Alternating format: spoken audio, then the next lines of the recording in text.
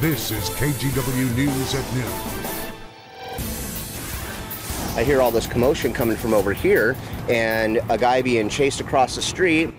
That man catches this cell phone video as a supermarket says enough is enough. Taking down a thief, they say, is a regular.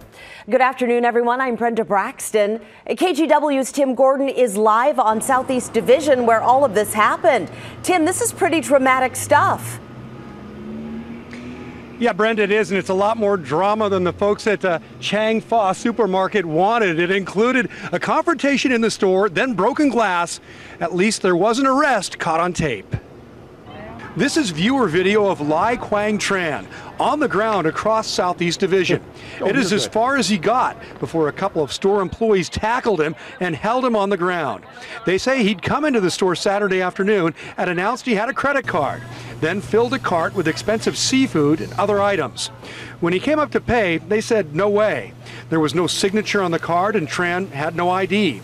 We're told Tran got very angry and kicked a glass door on the way out. Then he threw a large full beer can at the owner.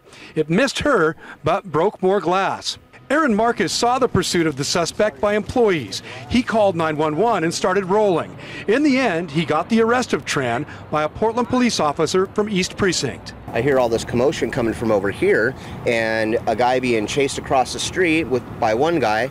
Two guys with big old pipes in their hands, and then a couple other bystanders.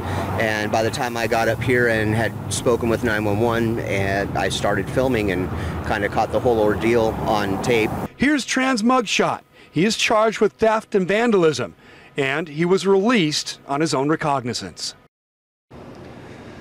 Yeah, the owners of this popular store say they've been here about a decade, and crime in general, and Tran in particular, have been more of a problem in the past 5 years or so. They wish that Tran would stay in jail, but if not, they would like him to stay away from here. Brenda, back to you. After that, I think he probably will. Tim, thank you very much.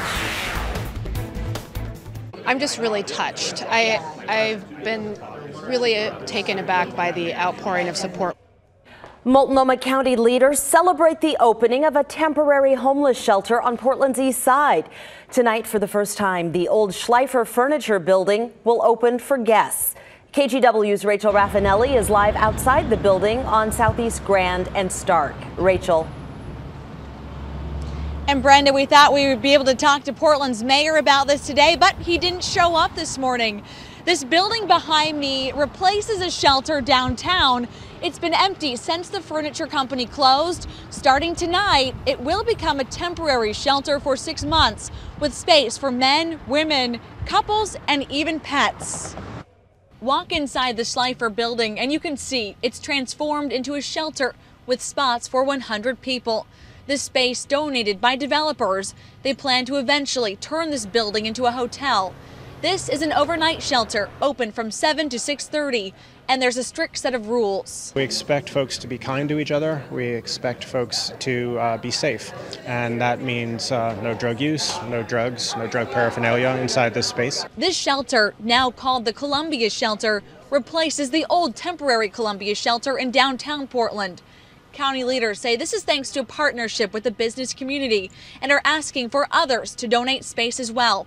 But they say closing one space and opening another is not a long-term solution. The ultimate solution is more permanent, affordable housing, and we're working on that. The Portlanders stepped up and passed a housing bond last year. We're trying to get those units online. Some nearby business owners like Scott Hunt got the chance to speak with developers and county leaders. Hunt and other business owners feel frustrated no one told them about this shelter, and Hunt says he still has more questions than answers. I think that the people involved kind of took this as a celebration and a victory, and I don't know how they're doing that, knowing that nothing really was accomplished here in this project. You just moved 100 people. He worries, like other business owners, about safety and the impact this will have on the community. Developers tell me they hope to get permits before the end of the year, then start construction on this hotel. As for where these folks will go after that, Brenda, it remains to be seen. Back to you. Thank you, Rachel. Also today, the Oregon legislature is taking testimony on 2 gun control bills. The first would stop you from getting a gun from a gun dealer without a completed background check. The other stops people from buying a gun if a court finds they're at risk for suicide or hurting others. Governor Kate Brown is talking about this, saying domestic violence and tragedies like the UCC shooting show it's time for a change. This is absolutely unacceptable. In Oregon, we can do better. Violence answers nothing, offers nothing, solves nothing. Any questions for the governor? The National Rifle Association and Oregon Firearms Federation oppose these bills. The NRA says Senate Bill 797, the one involving state police, infringes on your Second Amendment rights. Vice President Mike Pence is in South Korea right now, talking about its volatile neighbor to the north. He says the U.S. is entering a new era in dealing with Kim Jong-un. NBC's Janice Mackey-Frayer explains the new message from the White House. On his second day in South Korea, Vice President Mike Pence warning North Korea that the era of strategic patience is over. All options are on the table.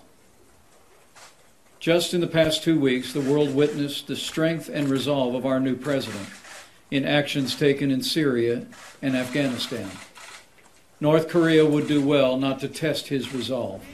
During a surprise visit to the demilitarized zone dividing the two Koreas, the vice president could look directly at North Korea, North Korean soldiers staring back. While the trip to South Korea was planned long ago, it took on added significance over the weekend, following a failed missile test by the rogue nation. We want to see North Korea abandon its reckless path of the development of nuclear weapons and also its continual use and testing of ballistic missiles is unacceptable. With tensions escalating, the American position hardening, and a naval strike group heading toward the peninsula, pressure is mounting. The vice president has given U.S. security assurances to South Korea, saying the U.S. commitment is ironclad. He wants to push ahead with deployment of an anti-missile defense system known as THAAD. That's controversial here, but nonetheless seen as necessary to counter the threat. Now back to you. And back in D.C., the newest Supreme Court Justice, Neil Gorsuch, is starting his first full week on the job. The justices are considering the docket for next term. One case involves a Colorado baker who refused to make a wedding cake for a same-sex couple. Another case involves the separation of church and state. Well, thousands of families and kids gathered at the White House for the 139th Easter egg roll. President Trump and the First Lady greeted the visitors. Of course, there was an Easter bunny and lots of different activities. Melania Trump read to a group of kids, and the president took a moment to address the crowd, briefly mentioning everything happening in the world right now. We will be stronger and bigger and better as a nation than ever before. We're right on track. You see what's happening, and we are right on track. The White House was expecting to host about 21,000 kids today. Well, you can see there that I-5 is back open today. Sky 8 got this video this morning. This weekend, crews closed a section of the freeway from the Fremont Bridge to the Markham, causing one big traffic headache. You can see it clogged neighborhood streets and nearby freeways. And this is what traffic looked like on the KGW app, just a lot of red. There are 3 more I-5 closures coming. The next is this weekend. You can find the rest of the dates and the details on KGW.com. Well, this shouldn't be too surprising. The rain is returning. There is a live look at the city from our Wells Fargo Skycam. We're keeping an eye on afternoon showers. Rod, when exactly will they start? Oh, how about right now? No time like the present, right? As the old saying goes. Good afternoon, everybody. We are at 58 degrees at high noon, so the temperature is comfortable outside. The wind direction from the south at 8 miles per hour. No one really that breezy except for the immediate beaches along the coast where winds today from the south could be gusting into the 30s. But right here on this line that cuts from south of Astoria down to Salem, this could be hours of fairly steady rain. Now, most of it is light. It's pushing up to the north. And ahead of that, we're starting to get into this area, which is borderline very light rain. dash sprinkles. Now moving up into the downtown area. There's battleground up in Clark County. It's even pushing up that far north. So after what was primarily a dry morning, the rain has returned. Of course, it's been raining lightly in Salem for quite a little while now. 58 degrees. I think the rain's going to hold our temperature fairly steady for the remainder of this afternoon. We'll go 59 at 4. I do believe that steady radar picture I just showed you, the rain, to break up into more showers as we roll into the evening hours. But once that happens, we may actually start to get back into those scattered downpours, the type of pattern we had last week. If you're out and about at 8 o'clock tonight, 54 degrees will be the temperature. Hey, I have at least one day on the 7-day forecast that's dry. Look at us. That's coming up, Brenda. Okay, thank you, Rod. Family and friends are desperately searching for this teenager. His name is Cole Burbank. No one has seen him or heard from him since Thursday when he left Camas High School. Cole drives this black Honda Accord. It's a 2010 with Washington license plate AKW 3441. It's not clear if his disappearance is an accident or if some kind of foul play is involved. But if you know anything, you're asked to call police immediately. The 18-year-old accused of killing a teen at Holiday Park is in court this afternoon. Police say Cole Jones robbed and killed 17-year-old Sean Scott on Tuesday afternoon. They say the two did not know each other. Malik Kennerly Hicks is also charged in this case. He's 17. Detectives say there might be even more people involved. We are waiting to hear how an early morning fire started at a coffee roasting company. Take a look at this. The fire broke out around midnight at Coffee Bean International. That's near the airport on Alderwood Road. 2 employees were checked out after breathing in smoke, but they're going to be okay. Portland Fire says the fire started in the roaster's exhaust system, but investigators can't say yet exactly how.